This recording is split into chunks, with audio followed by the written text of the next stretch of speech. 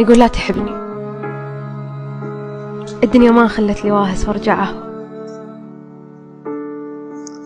لا تحبني الدنيا كسرتني بشك وبنادم، قلت بس هو يسوى. يا أخي لا تحبني، وذا سئلك انت راضي بنرجسيتي وشكي واسلوب المزاجي؟